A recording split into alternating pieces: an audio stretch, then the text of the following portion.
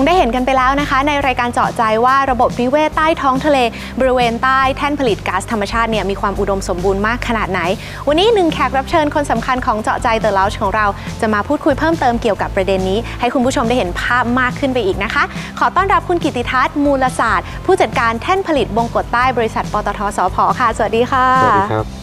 ต้อนรับเข้าสู่เจาะใจเดอะลาวจ์นะคะก่อนอื่นเลยพูดถึงเรื่องของการบริโภคพลังงานการใช้พลังงานของคนไทยของเราเนี่ยอัตราส่วนเป็นยังไงบ้างมากน้อยขนาดไหนคะจาก 100% ของเชื้อเพลิงที่ใช้ในการผลิตกระแสไฟฟ้าในบ้านเราเนี่ย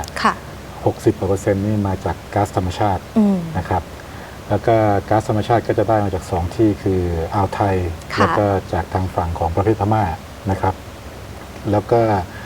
ท่านผลิตก๊าซบงกฎของปตท.สผ.เนี่ยก็จะเป็นผู้ที่ส่งประมาณ 20% ของปริมาณทั้งหมดที่ใช้ในประเทศจะเห็นได้ว่าเราใช้ก๊าซธรรมชาติเป็นทรัพยากรในการผลิตกระแสไฟฟ้าสูงมากหลักๆเลยในสัดส่วนที่สูงมากครับค่ะความเข้าใจผิดต่างๆที่อาจจะเคยมีมาไม่ว่าจะเป็นในเรื่องของทาบอลตามข่าวหรือว่าสารปนเปื้อนต่างๆในประเด็นนี้เนี่ยจริงๆแล้วมันเป็นยังไงบ้างคะทาบอลก็เป็นลักษณะเหมือนดินน้ำมันหรือว่าสารสีดำเหนียวๆนะครับที่ลอยไปติดตามชายฝั่งอยากเรียนให้ทราบว่าผลิตภัณฑ์ที่เราผลิตนะครับจากแท่นผลิตก๊าซธรรมชาติเนี่ยเป็นก๊าซธรรมชาตินะครับอาจจะมีของเหลวที่เป็นเราเรียกว่าก๊าซธรรมชาติเหลวซึ่งตัวเขาเองเนี่ยถ้าอยู่ในอุณหภูมิห้องอุณหภูมิปกติเนี่ยเขาจะระเหยนะครับเพราะฉะนั้นก็โดยผลิตภัณฑ์ที่เราผลิตทำงานอยู่ทุกวันเนี่ยมันเป็นไปไม่ได้ที่มันจะกลายเป็นทาบอลแบบนั้นนะครับคือโดยหมายถึงว่าโดยจุดกำเนิดมันไม่ใช่แน่นอนเพราะมันต้องระเหยออกไปแล้วก็สิ่งเหล่านี้สามารถพิสูจน์ได้โดยการนำไปเข้าห้องปฏิบัติการนะครับเพราะว่าสารไฮโดรคาร์บอนแต่ละตัวนี้ก็จะมีคุณสมบัติทางเคมีที่ระบุถึงที่มาได้นะครับซึ่งก็เป็นที่ค่อนข้างแน่ใจ 100% นะครับว่ามันไม่ตรงกันแน่ๆกับสิ่งที่เราผลิตอยู่แล้วในประเด็นที่เป็นสารปนเปื้อนอื่นๆนะคะอาจจะมีคนเข้าใจผิดน้ำมันเครื่องสีหรืออะไรอย่างเงี้ยนะฮะเราก็มีการใช้สิ่งเหล่านั้นในกิจกรรมของเราเหมือนกันแต่สำหรับพวกเรานี่ที่แท่นนี้คือเราส่งขยะทุกอย่างกลับขึ้นฝั่ง 100% นะครับเพราะฉะนั้นก็คือเราก็จะไม่มีการทิ้งของเหล่านี้ลงไปในทะเลโดยเด็ดขาดนอกจากนั้น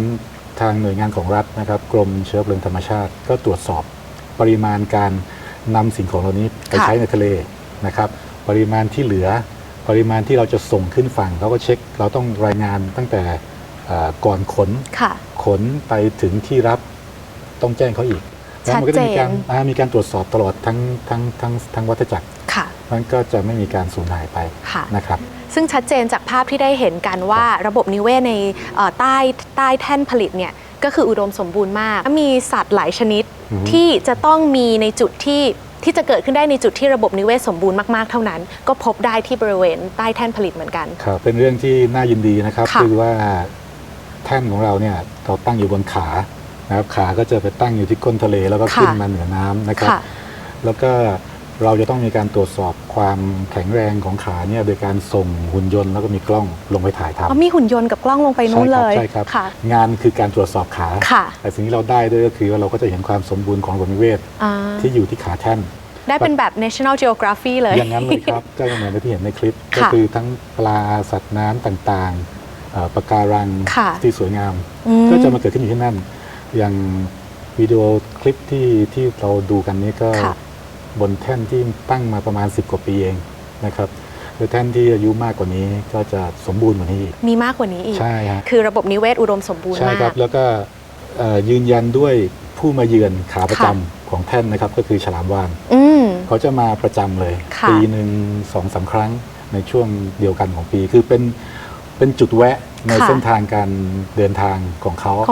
ใช่ฮะเราชาวแท่นเราก็จะยืนดูเขาจากข้างบนเนี่ยเป็นเรื่องปกติซึ่งหลายคนก็จะทราบว่ายิ่งคนที่ดำน้ำนะคะก็จะทราบว่าฉลามวาฬนี่คือหายากก็เป็นสิ่งที่เรารู้สึกดีด้วยแล้วก็เราก็เป็นการยืนยันด้วยว่าระบบนิเวศในละแวกที่เราอยู่เราทำงานทุกวันเนี่ยมันสมบูรณ์นะครับได้ยินว่าชาวแท่นเนี่ยจริงๆเวลาออกไปที่ทะเลคือห่างบ้านนานเลยไปนานสุดขนาดไหนคะ โดยเฉลี่ยก็3 สัปดาห์ 3 สัปดาห์ 3 สัปดาห์ประจำอยู่ที่แท่นนะครับ ค่ะ แล้วก็3 สัปดาห์กลับบ้าน ค่ะ ครับ อยากให้พูดถึงความผูกพันที่มีต่อท้องทะเลนิดนึงเพราะว่าอยู่เป็นเหมือนบ้านเลยอะ ทุกวันที่ ค่ะ ตื่นเช้ามาก็เห็นอยู่2 อย่างครับ ค่ะ น้ำกับฟ้าอยู่ น้ำ รอบตัว โอเค เราต้องเป็นส่วนหนึ่งของที่นั่นให้ได้ ค่ะ เราก็ต้องดูแลเขา ค่ะ นะแล้วอีกอย่างหนึ่งก็คือด้วยความที่เราก็เป็นคนไทยนี่ก็เป็นทรัพย์สมบัติของประเทศไทย ค่ะ ในฐานะคนไทยก็ต้องดูแลให้ดีที่สุดครับ ช่วงนี้ก็ใกล้วาเลนไทน์แล้วสำหรับชาวแท่นที่ต้องห่างบ้านไปนาน แล้วก็มีบ้านเป็นฟ้ากับน้ำมีวิธีบอกรักท้องทะเลหรือว่าบอกรักคนที่รักยังไงบ้างไหมคะ ครับเพื่อนๆที่ปฏิบัติด้วยกันเขา ค่ะ ทราบอยู่แล้วว่าผมรักเขาทุกคนนะฮะแต่นั่น ค่ะ คือผมขอบอกรักทะเลแล้วกัน โอ บอก เค รักทะเลนะครับเราทุกคนก็จะดูแลคนที่เรารักอย่างดีที่สุดมันถ้าเรารักทะเลนะครับ เราก็ต้องช่วยกันดูแลทะเลของเราอย่างดีที่สุดเช่นเดียวกันครับ ค่ะชัดเจนเลยว่ามันก็เป็นหน้าที่ของคนทุกคนนะเนาะ ใช่ครับ เราคนนึงทิ้งขยะลงไปชิ้นหนึ่งก็มันก็เป็นหน้าที่ที่เราต้องรับผิดชอบร่วมกัน ใช่ครับ ได้ฟังคำบอกรักทะเลจากชาวแท่นไปแล้วนะคะ อยากจะเชิญชวนคุณผู้ชมค่ะมาร่วมบอกรักทะเลนะคะ กับกิจกรรมที่มีชื่อว่าบอกรักทะเลในเวของคุณที่ Facebook Fanpage ของ PTT EP Search ได้เลยนะคะ ง่ายๆ อัปโหลดภาพที่คุณรู้สึกว่าเป็นการบอกรัก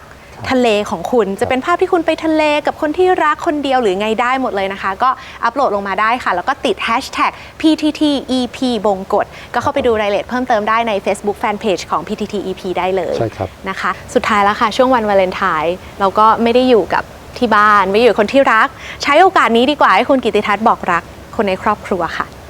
เขินเลยครับ คงเป็นอีกครั้งที่ไม่ได้อยู่ด้วยกันในโอกาสนี้โอกาสพิเศษนี้นะครับ ก็อยากจะขอบคุณที่เข้าใจ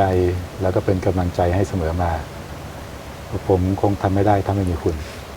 อุ้ยจะหลงเฮยอยู่ซึ้งมากเลย อยากจะมีคนบอกแบบนี้บ้างให้ความรู้สึกเหมือนตอน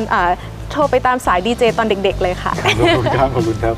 ก็ขอบคุณที่เสียสละแล้วก็เสียสละชีวิตส่วนตัวเนาะแล้วก็ทำภารกิจเพื่อคนไทยอย่างพวกเรา พลังงานจะได้มีใช้แบบนี้กันต่อไปวันนี้ขอบคุณแขกรับเชิญคนสำคัญของเราสำหรับเจาะใจ The Lounge นะคะคุณกิติทัศน์มูลศาสตร์ผู้จัดการแท่นผลิตบงกฎใต้บริษัทปตทสผนั่นเองขอบคุณอีกครั้ง ขอบคุณ ค่ะ ครับผม